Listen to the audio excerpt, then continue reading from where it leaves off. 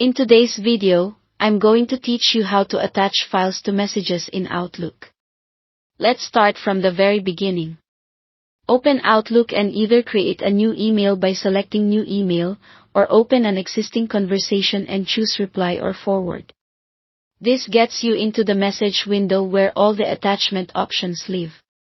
Keep in mind that Outlook's layout can vary slightly depending on your version and whether you're on Windows or Mac, but the process is the same.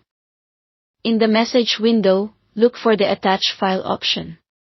It's typically represented by a paperclip icon, and you'll find it in the toolbar at the top of the window.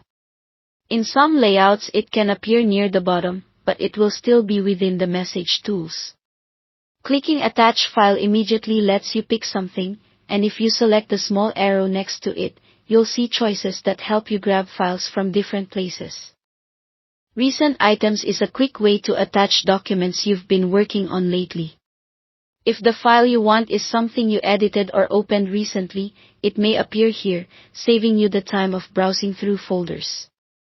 Browse This PC is for files stored on your computer or a connected drive. Choose this to open your file picker, navigate to the folder you want, and select the file. Browse Web Locations is designed for cloud storage, such as OneDrive. When you pick a file from a web location, Outlook may add it as a cloud link so it stays up to date and doesn't increase the email size. If you use this option, make sure the recipients have permission to view the file so they can open it without issues. There's also a fast alternative, drag and drop. Open File Explorer on Windows or Finder on a Mac, locate your file, then click and drag it directly into the body of your email. When you release the mouse, Outlook will attach the file. You'll see it appear beneath the subject line or in the attachment area.